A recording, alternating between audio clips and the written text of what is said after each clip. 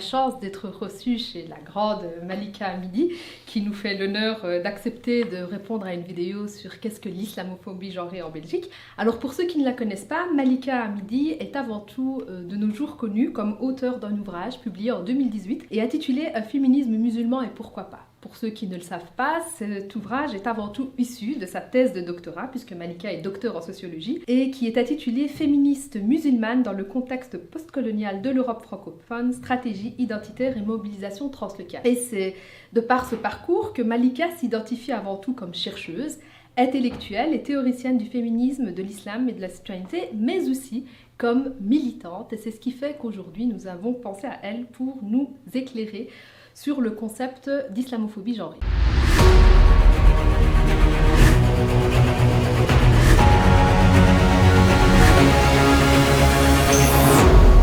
Alors Malika, selon toi, qu'est-ce que l'islamophobie genrée? Alors l'islamophobie genrée ou sexiste, c'est une violence, une discrimination, une haine qui concerne directement et spécifiquement les femmes musulmanes et qui est posée ces dernières années de manière très aiguë en Europe. Pourquoi? Parce que les femmes musulmanes se sont mobilisées, elles se sont engagées, elles ont posé des actes militants et politiques, elles se sont prises en charge finalement dans ce combat qui est le leur, et puis elles ont fait une irruption soudaine dans les médias, dans les partis politiques, ce qui a rendu cette présence visible et qui a permis de sensibiliser et de poser cette question comme un débat éminemment politique en interpellant la société civile mais aussi l'Europe face à ce racisme à visage multiple. Comment l'islamophobie genrée se manifeste-t-elle en Belgique et plus largement en Europe francophone? Donc ce qu'on peut dire, c'est que sur le terrain belge et de l'Europe francophone, donc, les discriminations que les femmes musulmanes vivent, elles le vivent sur deux fronts. C'est la fameuse lutte dont parle Christine Delphi, la lutte contre le racisme et cette lutte contre le sexisme hégémonique. Et donc ça va se traduire par quoi? Par un problème d'accès à l'éducation, des discriminations à l'accès à la santé, à l'accès au logement, parce qu'elles sont voilées ou pas. Rappelons que ce n'est pas le voile qui fait la musulmane, hein, mais elles peuvent être discriminées sur base du nom. Et donc à partir de là, ce que l'on a pu voir, et comme je le disais tout à l'heure, c'est que le fait qu'elles ont été amenées à faire face à ce phénomène relativement récent, les mobilisations sont beaucoup plus visibles. Et de la même manière qu'elles se sont engagées, qu'elles ont été plus visibles, eh bien, le rouleau compresseur qui arrive face à elles est d'autant plus violent. En quoi le concept d'intersectionnalité est un outil intéressant pour analyser ce concept d'islamophobie genrée? Alors effectivement, ce qu'on peut dire, c'est que le concept d'intersectionnalité, qui est devenu un petit peu un terme fashion, un terme à la mode, hein, ce buzzword dont on parle, il est incontestablement devenu l'un des termes vedettes aujourd'hui lorsque nous luttons contre toutes les formes de discrimination. C'est un concept qui fait force aujourd'hui au sein des mouvements féministes, féminins, féministes musulmans, puisqu'il permet justement la reconnaissance simultanée, conjuguée du racisme, du sexisme, du classisme, de l'homophobie et donc de l'islamophobie.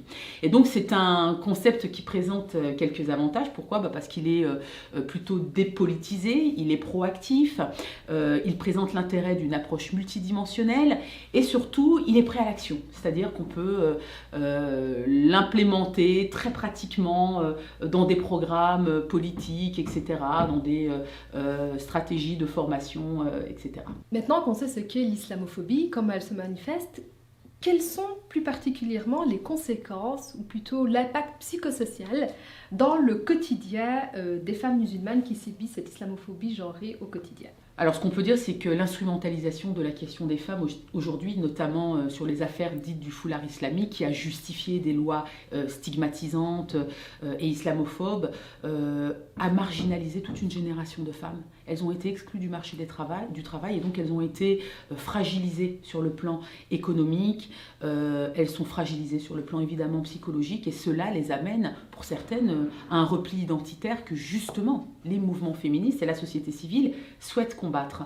Donc plus que jamais, je pense que la dimension psychologique doit être mise en avance lorsqu'il s'agit aujourd'hui de criminaliser cette forme de racisme. Quelles seraient les pistes de solutions que tu proposerais pour lutter contre ce phénomène en Belgique et plus largement en Europe? Je pense que dans cette perspective, il convient de rappeler que le principal défi, à mon sens, c'est de construire ce féminisme inclusif, un féminisme qui va se construire autour de l'élaboration de solidarité intersectionnelle, décoloniser des stratégies de résistance solidaire qui vont permettre de contrer surtout les rapports néocoloniaux entre femmes, donc déconstruire ce rapport de domination. C'est la raison pour laquelle je pense que l'approche intersectionnelle va offrir à minima à la pensée féministe musulmane et pas à ces femmes musulmanes ou pas, la possibilité de nous interroger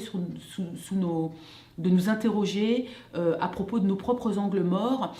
Quoi qu'il en soit, je crois que tout indique que l'intersectionnalité est devenue, pour certaines, un nouveau terme à la mode, comme je le disais, un buzzword, qui devra pourtant subir l'épreuve du temps et de démontrer son applicabilité aujourd'hui sur le terrain, car plus que jamais, le concept d'intersectionnalité doit prouver qu'il est possible aujourd'hui de passer de la théorie à l'agir politique.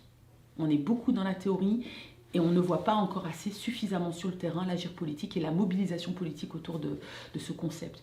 Alors il me semble que les pistes et les solutions, avant tout, c'est de prendre le mal à la racine et de commencer par s'attaquer aux stéréotypes et aux représentations sociales coloniales, aujourd'hui avec ces relents racistes et coloniaux.